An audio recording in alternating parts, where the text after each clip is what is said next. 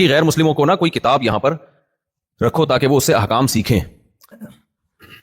تو جو بھی غیر مسلم مسلمان ہوتے ہیں ان کو بڑا تجسس ہوتا ہے ہم اسلام کو سیکھیں.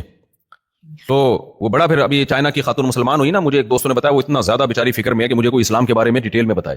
اب لوگ صحیح طرح بتاتے نہیں ہیں, کوئی بک نہیں ملتی, انٹرنیٹ پہ جا کے ریسرچ کرے گی, اتنے اختلافات ملیں گے اس کو, اس کا دماغ خراب ہو جائے گا کون صحیح ہے کون غلط ہے. تو غیر مسلم کے مسلمان ہونے کے بعد آپ کے پاس ایک ہی حل ہے اس کو فرقہ واریت سے نکالنے کے لیے, کہ چاروں فقہ جو ہے نا, چاروں فقہ جو صدیوں سے چلے آ رہے ہیں اس کو بولو ان میں سے ایک کو فالو کر لو بس. اگر آپ ادھر ادھر گئے قرآن و حدیث کے نام پہ لوگ آپ کو بے وقوف بنائیں گے.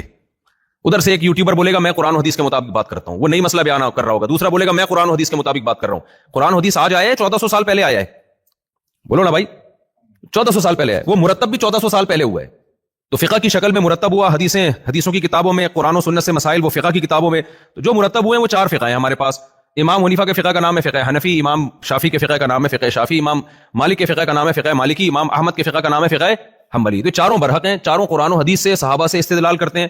تو اب کوئی مسلمان ہو رہا ہے تو بھائی ان میں سے ایک کو فالو کر لو آپ. ان کی کتابیں بھی ملتی ہیں, ان کے ترجمے بھی ملتے ہیں, ہر زبان میں ترجمے موجود ہیں. وہ تمیز سے زندگی گزار لے گا اس کو فالو کر کے, سمجھتے ہو. تو جس ملک میں جو فقہ رائج ہو تو غیر مسلم کو بولنا چاہیے اسی کو فالو کرنا شروع کر دے, تاکہ کوئی 1.5 اینٹ کی الگ مسجد نہ بنے.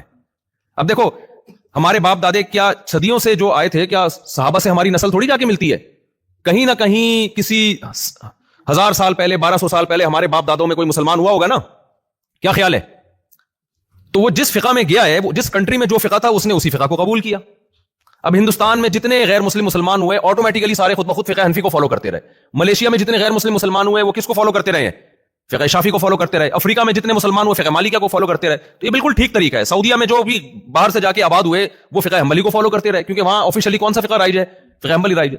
تو اس طرح سے مسلمان تمیز سے ہنسی خوشی زندگی گزار سکتے ہیں. اس کے علاوہ جتنے اسکالرز آ کے ہر آدمی اپنا جو منجن بیچ رہا ہے نا یوٹیوب پہ آ کے کہ میں کسی فقہ کو نہیں مانتا, میں تمہیں قرآن حدیث بتاتا ہوں, بکواس کر رہا ہے, وہ جھوٹ بول رہا ہے. وہ تمہیں اختلافات کی آگ میں ایک جہنم میں دھکیل رہا ہے. وہ ادھر طلاق کا مسئلہ کچھ اور بتائے گا, اس وہ طلاق کا مسئلہ. آج کسی نے مجھے کلپ بھیجا, میاں بیوی میں لڑائی ہو رہی ہے, عورت اپنے شوہر سے خلا مانگ رہی ہے, 5 بچے ہیں عورت کے. کینیڈا کا واقعہ ابھی میرے سامنے آیا. عورت کے کتنے بچے ہیں؟ 5 بیٹیاں ہیں. اپنی زبان سے اعتراف کر رہی ہے کہ میرے شوہر میں کوئی برائی نہیں ہے, لیکن کہہ رہی ہے میں کورٹ سے خلا لوں گی.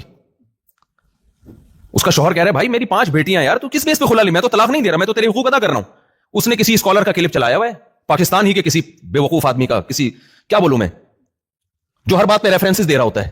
حالانکہ ان ریفرنسز کی ہمیں پتا ہے کہ کتنا ان تلوں میں تیل ہے. ان ریفرنسز کی حقیقت کیا ہے؟ کلپ چلا ہوا ہے کہ عورت جب چاہے شوہر سے خلا لے سکتی ہے, اس کو یہ شریعت نے حق دیا ہے. اب وہ آدمی اتنا رو رہا ہے, کہہ رہا ہے یار یہ کلپ چل رہا ہے, اور اس نے بھی قرآن و حدیث کے حوالے دیے ہیں, حالانکہ نہ قرآن میں کہیں ہے نہ حدیث میں کہیں ہے کہ عورت جب چاہے اپنے شوہر سے خلا لے سکتی ہے. اس نے کہا کورٹ بھی خلا دے سکتی ہے, قطعاً نہیں دے سکتی کورٹ خلا. اسلام نے عورت کو یہ حق دیا ہے کہ وہ اپنی مرضی سے شادی کرے, لیکن اپنی مرضی سے نکاح ختم کر لے یا عدالت سے جب چاہے نکاح ختم کروا لے. اس کا اسلام نے عورت کو حق بولو بھائی نہیں دیا.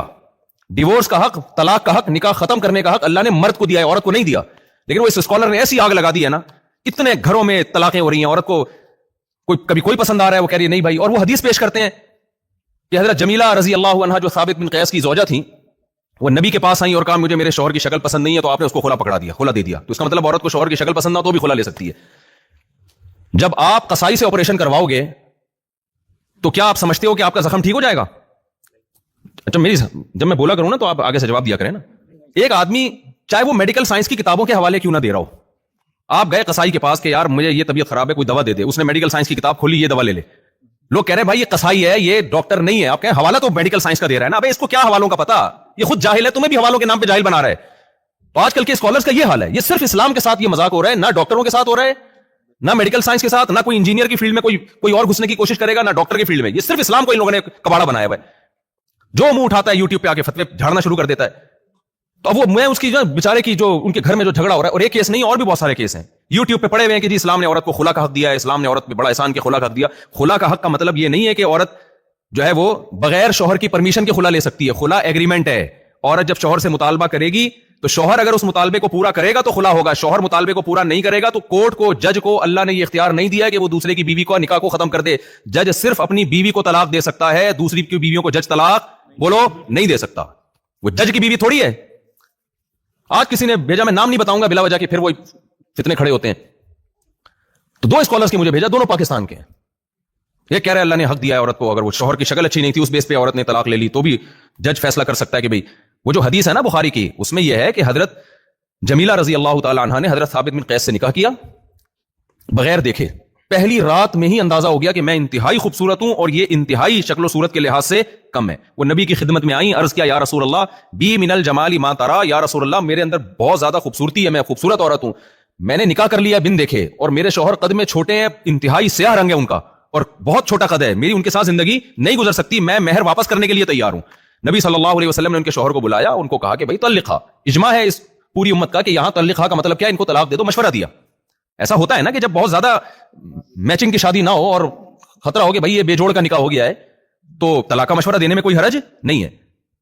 تو حضرت ثابت نے طلاق دے دی ان کو, مہر واپس لیا اور بیوی کو کیا دے دی, طلاق. اگر جج کے پاس یہ رائٹ ہوتا تو نبی صلی اللہ علیہ وسلم سے بڑا کوئی جج ہو سکتا ہے؟ آپ خود کیوں نہیں طلاق واقع کر دی آپ نے؟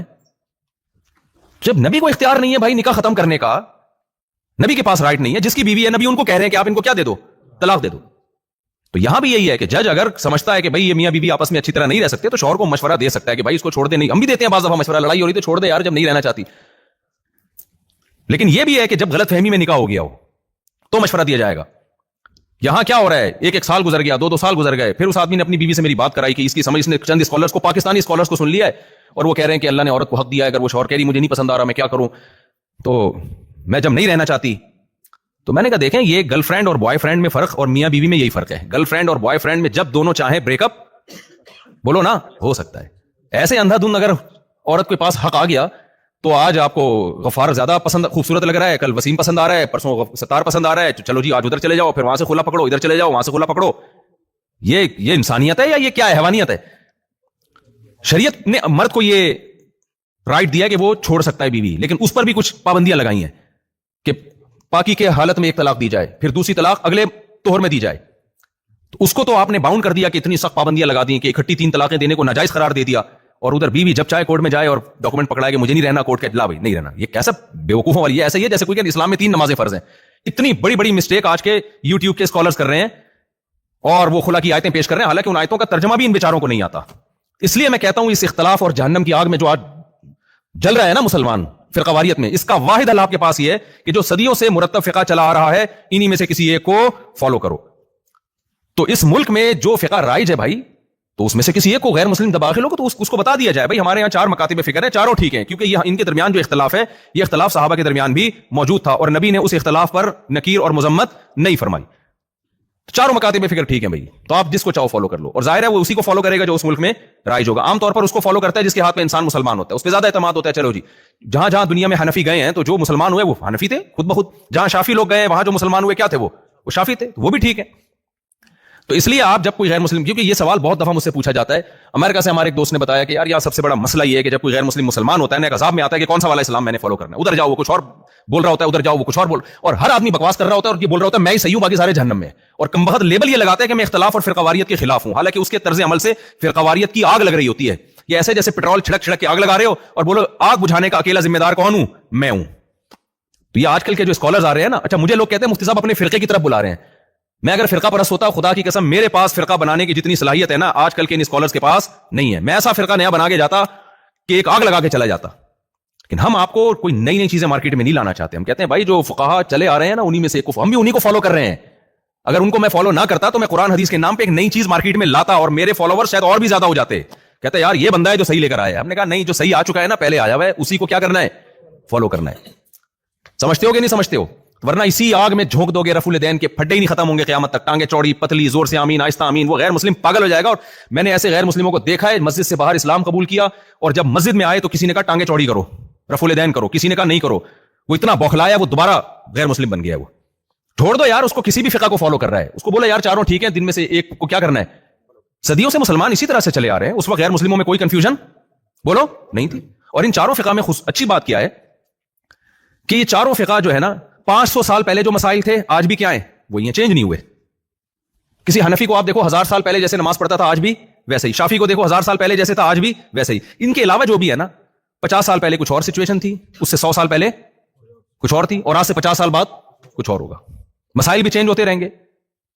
پہلے سب کے نزدیک عورتیں سمٹ کے نماز پڑھتی تھیں, اب کچھ کہہ رہے ہیں مردوں کی طرح پڑھیں گی, کچھ کہہ رہے ہیں سمٹ کے پڑھیں گی. پہلے سب کے نزدیک یہ جو عام کپڑے کے موزے اس پہ مسا ناجائز تھا, اب ایک اختلاف کیا, چاروں اماموں کے نزدیک تو اس موضوع پہ مسا جائز نہیں ہے. اب کچھ کہہ رہے ہیں اس پہ ہے, کچھ کہہ رہے ہیں نہیں ہے. پہلے سب کے نزدیک 20 رکعت تراویح تھی. حرم میں 1400 سال حضرت عمر کے زمانے سے لے کے اب تک 20 رکعت ہوتی چلی آئی ہے. اب کچھ کہہ رہے ہیں جتنی چاہو پڑھ لو, کچھ کہہ رہے ہیں سنت 8 ہے, کچھ اضافہ, کچھ کہہ رہے ہیں کوئی تعداد متعین نہیں ہے. تو بھائی اس سے اختلافات کم نہیں ہوں گے, اس سے اختلافات کی آگ میں آپ بڑھتے چلے جائیں گے. تو اپنے آپ, ہاں آپ کو ان چاروں فقہ کے ماننے والوں میں اگر کوئی خرابی نظر آئے گی نا, خرابی بھی بہت ہے, بدعتیں بہت ہیں, وہ خرابی ان چاروں فقہ کی وجہ سے نہیں ہے بلکہ ان سے خروج کی وجہ سے ہے. بدعتوں کی ترغیب ان چاروں فقہ کی کتابوں میں کہیں بھی نہیں ہے. انہوں نے جیسے حنفیوں میں جو بدعتیں ہیں وہ حنفی ہونے کی وجہ سے نہیں ہے, وہ فقہ حنفی کو چھوڑنے کی وجہ سے ہیں. انہوں نے اس چیز میں ابو حنیفہ کو فالو ہی نہیں کر رہے. وہ سمجھتے ہو کہ نہیں سمجھتے؟ امام حنیفہ نے کب کہا ہے کہ میلاد کی محفلیں بناؤ؟ کہیں لکھا ہے فقہ حنفی کی کتابوں میں؟ کہیں بھی نہیں ہے. تو اسی طرح فقہ شافعی میں جو بدعتیں ہیں وہ فقہ شافعی کی وجہ سے نہیں ہے, وہ فقہ شافعی سے خروج کی وجہ سے ہیں. تو اگر اسی کو فالو کریں گے نا جو مرتب فقہ ہے تو وہ ٹھیک ہے بالکل. اس میں اختلافات تو صحابہ میں بھی موجود تھے. تو اب کوئی غیر مسلم مسلمان ہوتا ہے تو اس کو آپ بولیں کہ بھائی ہمارے یہاں چاروں فقہ صحیح ہیں, ان میں سے کسی بھی فقہ کو آپ فالو کر لو. تو نارملی جس کے ہاتھ میں مسلمان ہوتا ہے آٹومیٹکلی اسی کو فالو کر رہا ہوتا ہے. تو فقہ حنفی کی جو مسائل کی بہترین مشہور کتاب ہے وہ ہے بہشتی زیور. جامع رشید نے چھاپی ہے تسہیل بہشتی زیور, یعنی بہشتی زیور کتاب کو آسان کر کے چھاپا ہے. وہ بہت آسان کتاب ہے, آپ اس کو گھر میں رکھیں, خود بھی پڑھا کریں. حیض و نفاس کے مسائل ہیں, رمضان کے مسائل ہیں, اس میں زکوٰۃ کے مسائل ہیں, جو یعنی نیم عالم انسان وہ کتاب پڑھ کے بن جاتا ہے. تو میں لوگوں کو بہت ترغیب دیتا ہوں. اور جامع رشید نے جو چھاپا ہے تو نیچے حاشیہ بھی چڑھایا ہے. اب ظاہر ہے کوئی بھی کتاب قرآن تو نہیں ہے نا, غلطی تو ہر کتاب میں ہو سکتی ہے. تو بہشتی زیور کے اگر ایک دو مسئلوں میں کوئی حدیث تھی جس کی ضعیف حدیث کی وجہ سے انہوں نے دیا تو نیچے انہوں نے حاشیے میں بتا دیا کہ بھئی حدیث سند کے لحاظ سے ضعیف ہے. جیسے بہشتی زیور میں لکھا ہے 15 شعبان کا روزہ سنت ہے, لیکن جو حدیث ہے 15 شعبان کے روزے کے بارے میں وہ کمزور حدیث ہے. تو نیچے حاشیہ چڑھا دیا ہے کہ بھئی یہ روایت کمزور ہے لہذا ہم اس کو سنت نہیں سمجھتے. تو دو چار خطائیں تو دنیا کی ہر کتاب میں ہو سکتی ہے نا, وہ کوئی دنیا کی کوئی کتاب ایسی تو نہیں ہے کہ پتھر پہ لکیر بن گئی. لیکن اب آپ دو چار غلطیوں کی بیس پہ کسی کتاب کو مسترد کر دیا جائے اگر, تو پھر دنیا میں کوئی بھی کتاب غلطی سے پاک نہیں ہے سوائے قرآن کے. تو قرآن و سنت سے مسائل علماء نے نکالے ہیں, تو وہ مسائل پر کتابیں ہیں, وہ غیر مسلموں کو دیں گے آپ تو بات بنے گی. ادروائز آپ نے چھوڑ دیا نا کہ بھائی اب خود قرآن و سنت پہ غور کرو, تو قرآن و سنت کے نام پہ منجن ایسا بکے گا وہ قرآن و سنت پہ نہیں آئے گا, وہ بوکھلاہٹ کا شکار ہو جائے گا, تھوڑے دنوں میں پاگل ہو جائے گا. اور ایسا پاگل ہوگا جس کو اردو میں باولا کہتے ہیں. پاگل کی دو قسمیں ہوتی ہیں, ایک نارمل پاگل اور ایک پاگل کون سا, ایسا پاگل. اب وہ سیٹنگ پہ آ نہیں سکتا. تو یہ اختلاف کی آگ سے بچنے کا یہ طریقہ ہے جس پہ ہم لوگوں کو لا رہے ہیں کہ بھئی اس طرح سے تم اس آگ سے نکل جاؤ گے ورنہ نہیں نکل سکتے.